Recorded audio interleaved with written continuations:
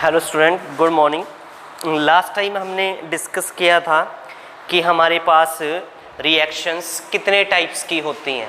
तो उसमें हमने बेसिकली डिस्कस किया था कि हमारे पास रिएक्शन दो टाइप्स की होती हैं, एलिमेंट्री रिएक्शन और कॉम्प्लेक्स रिएक्शन।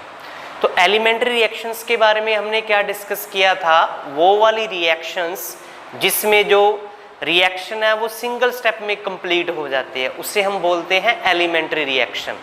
और एक होती है कॉम्प्लेक्स रिएक्शन। कॉम्प्लेक्स रिएक्शन किससे बोला जाता है, वो वाली रिएक्शन जिसमें जो रिएक्शन है वो एक से ज़्यादा स्टेप्स में होती है।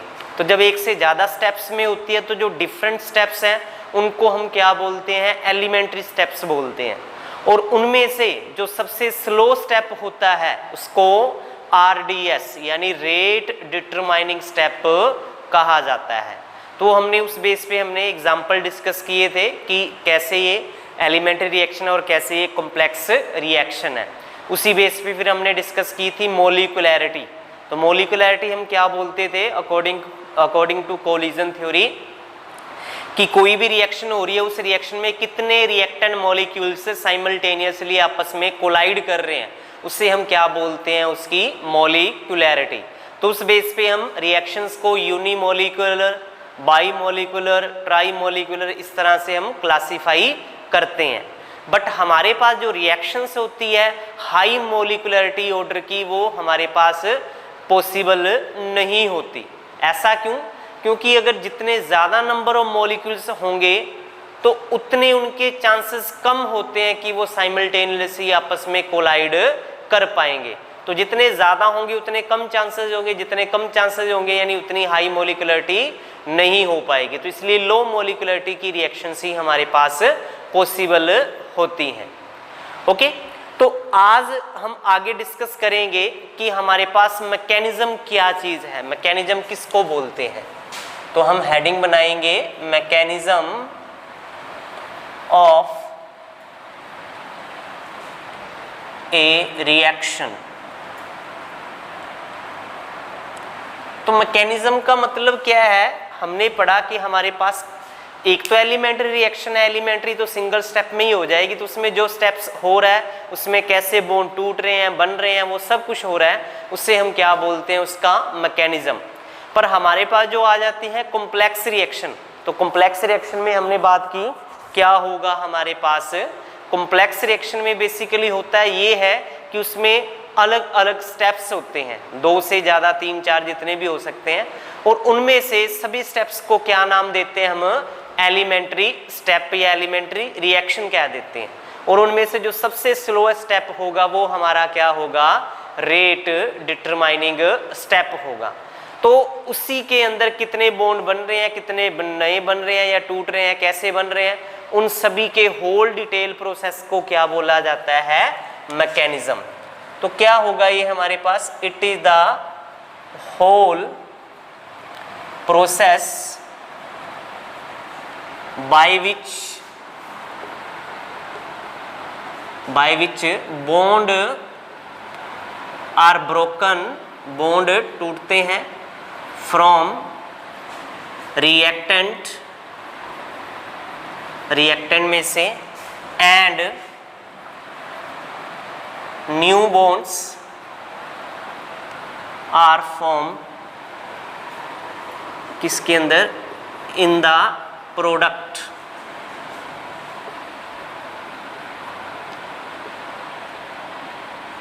This whole detailed process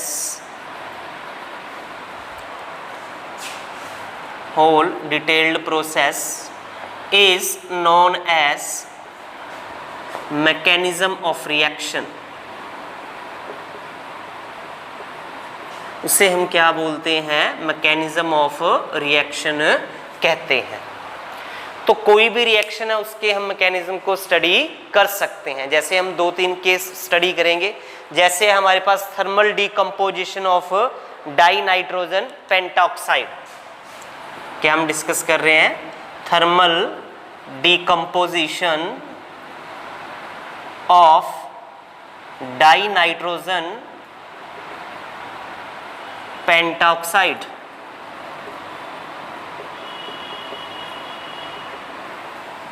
इसकी थर्मल डिकम्पोजिशन, तो डाई नाइट्रोजन पेंटॉक्साइड, इसकी थर्मल डिकम्पोजिशन यानी जब हमने इसको थोड़ा हीट किया तो हमारे पास क्या बनता है, हमारे पास बनता है 4NO2 प्लस O2। तो जो रेट लॉ है, रेट लॉ से हमें पता चलता है कि जो इसका रेट है K और क्या होता है N2O5, यानी ये हमारे पास क्या है, यूनिमोलिकुलर रिएक्शन है। ये हमारे पास क्या है, यूनिमोलिकुलर रिएक्शन है। अब ये रिएक्शन कैसे होती है उसके बारे में हमने डिस्कस करना है। तो सॉरी यहाँ पे 2 था हमारे पास। तो होता क्या है बेसिकली, पहले केस में N2O5 ये टूट जाता है हमारे पास किसके अंदर, NO2 के अंदर प्लस NO3 के अंदर। ठीक है, किसमें टूटता है ये हमारे पास N2O5 NO2 प्लस NO3। और ये वाला जो स्टेप होता है ये हमारे पास क्या है, स्लो स्टेप है। क्या है, स्लो स्टेप है। अब 2 N2O5 थे तो एक तो यूज हो गया, अब एक बचा हुआ तो वो क्या करेगा, फिर से जो NO3 है, NO3 क्या है, अनस्टेबल है, ये इंटरमीडिएट है, इसके साथ फिर से रिएक्शन करेगा। और रिएक्शन करने पे देखो हमारे पास क्या है, 2 नाइट्रोजन इधर है, 1 इधर है, तो कितने हो गए 3, 5 ऑक्सीजन इधर है, 3 इधर है, तो कितने हो गए 8। तो हमारे पास क्या बन जाता है, हमारे पास बन जाते हैं 3 NO2 और प्लस में O2। तो इसकी ओवरऑल रिएक्शन जब हम लेते हैं, ओवरऑल रिएक्शन में लेंगे तो क्या होगा, ये हमारा NO3 से NO3 कैंसिल, और ऊपर क्या बचा हुआ है हमारे पास N2O5 है, एक नीचे N2O5 है, तो 2 N2O5 हो गए। और ये बदल रहे हैं किसके अंदर, एक ऊपर NO2 है, 3 नीचे हैं, तो 4 NO2 और प्लस में क्या निकल रहा है, ऑक्सीजन। तो हमने बोला है कि ये क्या है, कॉम्प्लेक्स रिएक्शन है, एक से ज़्यादा स्टेप में हो रही है। तो इसमें ये वाला स्टेप क्या है, ऊपर वाला स्लो, और स्लो जो स्टेप होता है वो रेट डिटरमाइनिंग होता है। तो रेट किसके ऊपर डिपेंड करता होता है, according to rate law expression, concentration of reactant. तो कंसंट्रेशन ऑफ रिएक्टेंट कितनी है, क्या है हमारे पास N2O5, और इसका स्टिक्योमेट्रिक कोफिशिएंट क्या है 1। तो इसका मतलब ये फर्स्ट ऑर्डर है, और इसमें ये जो बना है ये इंटरमीडिएट कहा जाता है। ठीक है, क्या कहा जाता है, ये इंटरमीडिएट। तो इस तरह से हम किसी भी मैकेनिज्म को डिस्कस कर सकते हैं। एक और करते हैं हम।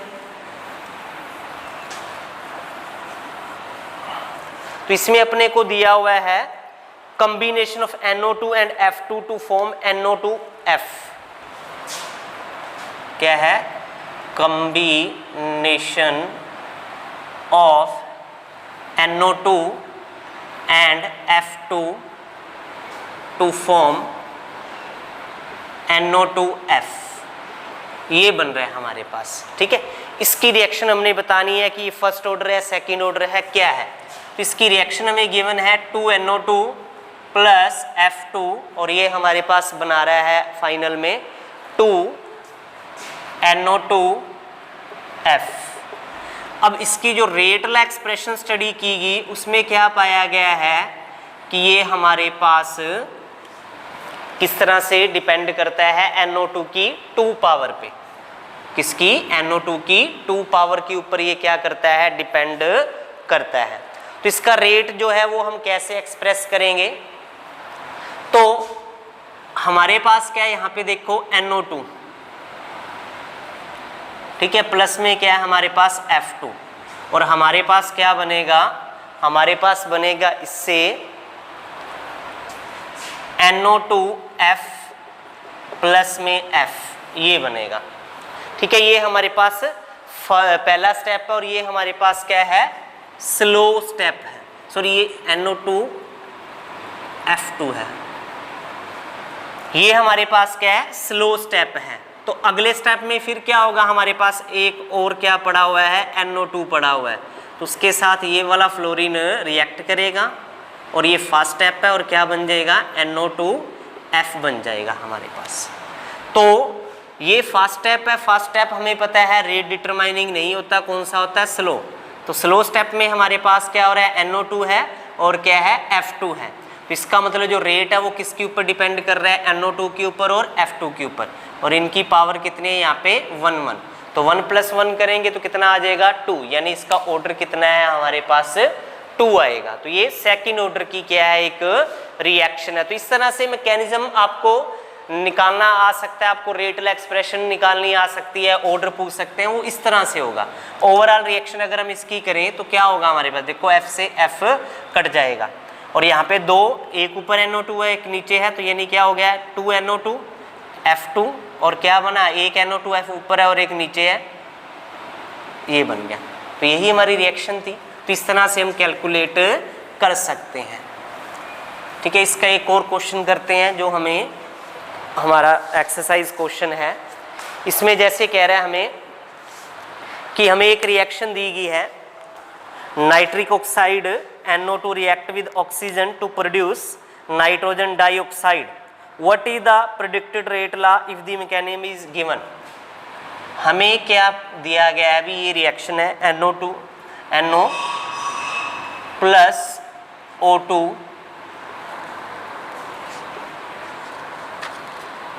2 NO2 गैस। ठीक है, ये है, और इसके लिए हमें रेट एक्सप्रेशन जो मैकेनिज्म है वो क्या दिया गया है, NO प्लस O2 और K, और हमारे पास दिया गया है NO3। ये है फास्ट स्टेप। तो जरूरी नहीं कि हर बार पहले वाला स्टेप फास्ट स्लो होगा, कोई भी स्टेप स्लो हो सकता है, बट वही जो स्लो होगा वो हमारा रेट डिटरमाइनिंग स्टेप होगा। तो इसमें क्या बन रहा है, NO2 प्लस NO2, ये हमारे पास क्या है, स्लो स्टेप है। तो जो स्लो स्टेप होता है वो हमारे पास, हमें पता है क्या होता है, रेट डिटरमाइनिंग स्टेप होता है। तो स्लो स्टेप में जो हमारे पास है, रेट किसके ऊपर डिपेंड करता होता है, जो हमारे पास क्या है, जो रिएक्टेंट दिए हुए हैं उनकी कंसंट्रेशन के ऊपर डिपेंड करता है। सॉरी, ये NO है, तो रेट किसके ऊपर डिपेंड करेगा, कंसंट्रेशन ऑफ रिएक्टेंट, जो क्या है ये है। अब इस प्रोपोर्शनलिटी साइन को हटाने के लिए हमने लगा दिया K। ठीक है, तो हमारे पास अब ये आ रहा है NO3 और NO आ रहा है, तो यहाँ पे जो हमारी रिएक्शन है, देखा जाए तो रिएक्शन में तो हमारा कहीं पे NO3 NO तो आ ही नहीं रहा। तो हमें क्या करना है, हमें पहले स्टेप में जो दिया हुआ है इक्विलिब्रियम प्रोसेस, यहाँ से हमें NO3 की वैल्यू निकालनी पड़ेगी।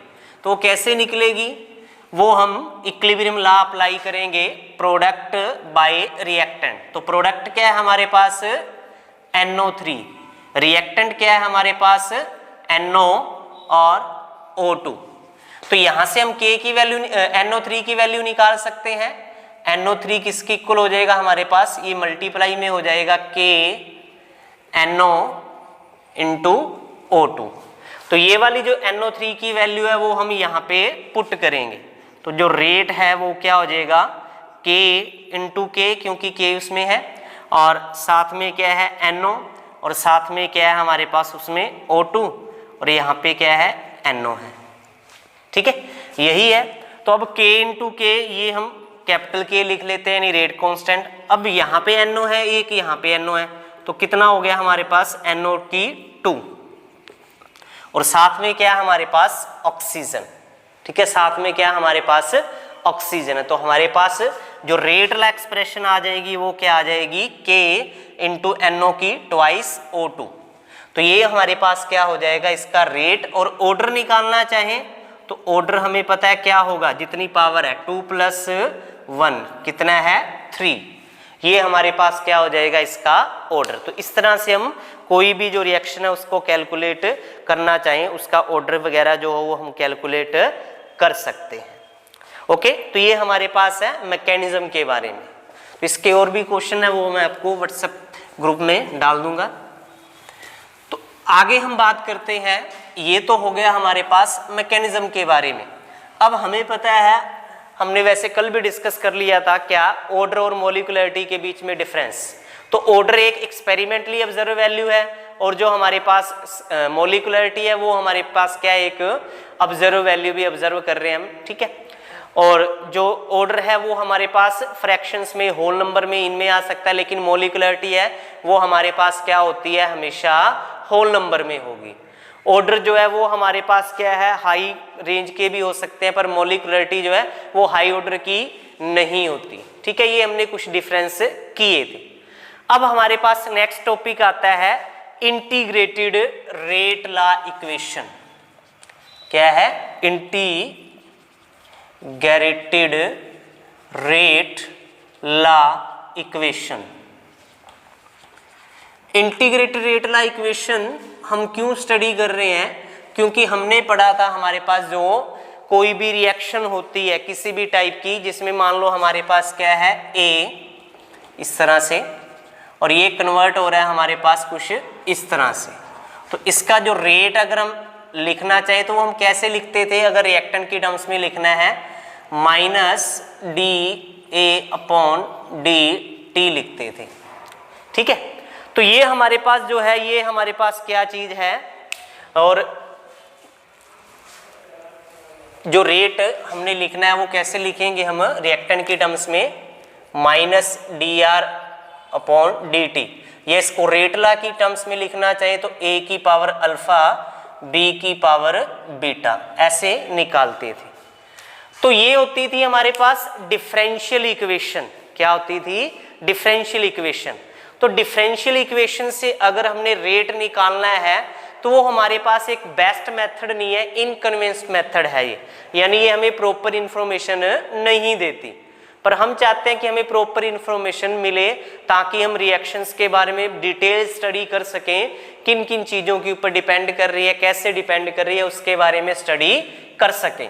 तो उसके लिए फिर हमें जरूरत पड़ती है किसकी, इंटीग्रेटेड रेट लॉ इक्वेशन की। किसकी जरूरत पड़ती है, इंटीग्रेटेड रेट लॉ इक्वेशन की। तो वो हम स्टडी करेंगे भी किस प्रकार से इसको अप्लाई किया जाता है इंटीग्रेटेड रेट लॉ इक्वेशन को। तो हमारे सिलेबस में दो ही हैं, एक तो है जीरो ऑर्डर की और एक है फर्स्ट ऑर्डर की। तो सबसे पहले हम बात करेंगे इंटीग्रेटेड रेट लॉ इक्वेशन किसके लिए, फॉर जीरो ऑर्डर रिएक्शन। किसके लिए हम स्टडी करेंगे, जीरो ऑर्डर रिएक्शंस के लिए स्टडी करेंगे। तो जीरो ऑर्डर रिएक्शन हमने डिस्कस की हुई है, कौन सी रिएक्शन होती है, ऐसे वाली रिएक्शन जिसमें हमारा जो रेट है वो क्या करता है, किसी भी कंसंट्रेशन पे डिपेंड नहीं करता। जैसे ये हम कंसीडर कर रहे हैं, हमारे पास एक रिएक्शन है जिसमें ए कन्वर्ट हो रहा है प्रोडक्ट के अंदर, तो हमारे पास जो रेट होता है वो हमें पता है, रेट क्या होता है, minus D R upon D T, ये कहते हैं। अब डी आर बेसिकली हमारे पास है क्या, वो है हमारे पास ए, तो हम यहाँ पे ए लिख देंगे। और according to rate law equation तो के जो है वो क्या करता है, ए की पावर नोट पे डिपेंड करता होता है, क्योंकि हमें पता है ये क्या एक जीरो ऑर्डर रिएक्शन है। कैसे हमने किया, भी ए कन्वर्ट हो रहा है प्रोडक्ट के अंदर, रेट क्या होता है, change of concentration of reactant और प्रोडक्ट पर यूनिट टाइम। तो हमने रिएक्टेंट की टर्म्स में ले लिया तो minus D A by D T. और according to rate law equation वो क्या कहता है, जो रेट होता है वो हमारे पास रिएक्टेंट की जो कोफिशिएंट पावर होती है उसकी क्या होता है, डिपेंड करता है। पर हमें पता है कि ये हमारे पास क्या एक जीरो ऑर्डर रिएक्शन है। तो जीरो ऑर्डर रिएक्शन है तो इसका मतलब ये ए की पावर जीरो पे डिपेंड करेगा, और किसी चीज की पावर जीरो होती है तो उसका मतलब वो कितना होता है, हमारे पास 1 होता है। अब ये इक्वेशन बन गई, इसको क्या कर लेंगे हम, रीअरेंज कर लेंगे, यानी जो माइनस साइन है वो हम उस साइड ले जाएंगे और डी टी से मल्टीप्लाई कर देंगे। तो क्या बन जाएगा हमारे पास, डी ए माइनस के डी टी। ये इक्वेशन बन गई हमारे पास फर्स्ट, ठीक है। ये इसको फर्स्ट नहीं, अभी ये वाली जो इक्वेशन बनी है इसकी क्या कर लो, इंटीग्रेशन कर लो, integration of this equation on both side. दोनों साइड हमने क्या कर लेनी है, इसकी इंटीग्रेशन कर लेनी है। तो ये हमारे पास इक्वेशन है, इसका इंटीग्रेशन करेंगे, ठीक है। और इसी तरह से जो हमारे पास ये है इसका इंटीग्रेशन करेंगे। अब इनका इंटीग्रेशन हमने किया तो हमें पता है ये dA है। इंटीग्रेशन का मतलब क्या होता है, छोटे छोटे पार्ट्स को जोड़कर बड़ा करना। तो ये छोटा पार्ट dA है, तो छोटे छोटे dA पार्ट बहुत सारे इकट्ठे करेंगे तो वो हमारे पास क्या हो जाएगा, बेसिकली A हो जाएगा। अब जो कांस्टेंट टर्म्स होती है उसको हम क्या ले लेते हैं, बाहर ले लेते हैं। इसमें माइनस के जो है वो क्या है, कांस्टेंट टर्म्स है। और जो dt का हम करेंगे इंटीग्रेशन तो क्या बन जाएगा, वो t बन जाएगा। और प्लस में क्या लगता होता है हमारे पास, इंटीग्रेशन कांस्टेंट। तो ये हमारे पास बन जाती है इक्वेशन नंबर फर्स्ट। अब क्या कहता है, जब टाइम t 0 था, जब टाइम t 0 था तो उस समय a कितना था हमारे पास, a0 यानी इनिशियल था। तो क्या कह रहा है, when t is equal to 0 then उस समय हमारे पास a इज इक्वल टू क्या था हमारे पास, a0। तो put these value in equation first we get, ठीक है, हमें क्या मिलेगी, we get the value of i, हमें i की वैल्यू मिल जाएगी। तो i की वैल्यू a कितना हो जाएगा, a0। ये हमारे पास t0 है तो अपने को पता है 0 ये मल्टीप्लाई हुआ तो क्या हुआ, ये यानी क्या हो गया, i इज इक्वल टू हमारे पास क्या हो गया, a0 हो गया। अब इस की वैल्यू जो है i की वो हम किस में पुट करेंगे, इक्वेशन नंबर फर्स्ट में। तो हम लिखेंगे पुट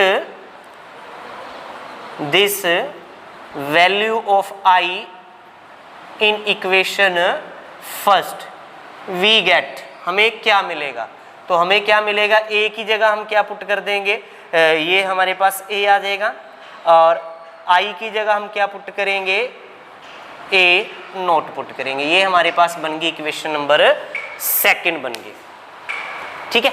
अब इस इक्वेशन को हम क्या कर सकते हैं, रीअरेंज कर सकते हैं, ठीक है। क्या कर सकते हैं, इस इक्वेशन को हम रीअरेंज कर सकते हैं। कैसे करेंगे, ये माइनस का kt है, हम इसको इधर ले आए, ठीक है। और ये हमारे पास a क्या है, हमारे पास प्लस का है, ठीक है। उस साइड जाके क्या हो जाएगा, हमारे पास माइनस का हो जाएगा, ठीक है। तो अगर हम यहाँ पे क्या निकालें, k निकालें, ठीक है। अगर हम यहाँ पे क्या निकालें, k निकालें तो वो हमारे पास जो k है वो किसकी इक्वल आ जाएगा, 1/t a0। और यहाँ पे क्या है हमारे पास a, इसके इक्वल आ जाएगा। तो ये हमारे पास आ जाएगी कौन सी रिएक्शन, ये हमारे पास आ जाएगी जीरो ऑर्डर रिएक्शन की इक्वेशन, ठीक है। क्या आ जाएगी, ये हमारे पास जीरो ऑर्डर की इक्वेशन आ जाएगी। क्या लिया था हमने, a लिया था, a कन्वर्ट कर रहा है प्रोडक्ट में। तो हमने पढ़ा हुआ है रेट किसकी इक्वल होता है, change of concentration of reactant per unit time. और according to rate law, rate जो होता है वो k इंटू a की पावर जो एक्सपोनेंट टर्म्स है उस पर डिपेंड करता है। पर ये जीरो ऑर्डर रिएक्शन हमने पहले ही मान रखा है, तो इसका मतलब a की पावर कितने पे डिपेंड करेगा, ये 0 पे। और किसी टर्म्स की पावर 0 होती है तो मतलब वो कितना होता है, 1। तो यानी ये कितना हो गया, 1। इसलिए माइनस dA/dt किसके इक्वल हो जाएगा, k के। फिर हमने इसको रीअरेंज कर लिया, माइनस और dt हम इस साइड ले गए, तो क्या बच गया हमारे पास, dA is equal to minus k dt। फिर हमने इस इक्वेशन का क्या कर दिया, इंटीग्रेशन बोथ साइड, दोनों साइड इंटीग्रेशन कर दिया। तो ये dA है तो इसका इंटीग्रेशन क्या बन जाएगा, a। k हमारे पास कांस्टेंट है इसलिए इसको हमने बाहर निकाल दिया। dt का क्या बनेगा हमारे पास t, और प्लस में क्या आएगा हमारे पास i। i क्या होता है हमारे पास, इंटीग्रेशन कांस्टेंट होता है। तो हमने मान लिया जब t 0 था तो उस समय a किसके इक्वल था, a0 की इक्वल। इसकी वैल्यू हमने पुट कर दी इक्वेशन फर्स्ट में और हमें क्या मिल गई, i की वैल्यू मिल गई। और उस i की वैल्यू को हमने इक्वेशन फर्स्ट में i की जगह पुट कर दिया तो हमारे पास ये इक्वेशन बनी, जिससे हमारे पास फाइनल इक्वेशन बन गई कि रेट कांस्टेंट जो होता है फॉर जीरो ऑर्डर रिएक्शन वो क्या होता है, 1/t into a0 minus a होता है। तो ये हमारे पास जीरो ऑर्डर रिएक्शन की इक्वेशन आ गई। अब हम बात करेंगे some characteristics property of zero order reaction. क्या डिस्कस करेंगे हम, some important characteristics property of zero order reaction. तो वो हम कल ही डिस्कस करेंगे, ठीक है, आज के लिए इतना बहुत है। तो उसमें हम डिस्कस करेंगे भी कौन कौन सी प्रॉपर्टी है जीरो ऑर्डर रिएक्शन जो वो ये फॉलो करता है, और उस बेस पे हम फिर क्या करेंगे, इसके कुछ न्यूमेरिकल भी डिस्कस करेंगे। तो आज के लिए इतना ही। इसके जो पिछले न्यूमेरिकल है क्वेश्चन है वो सोल्व करें, पढ़ें, उसको कोई प्रॉब्लम है तो पूछें। Thank you, have a nice day.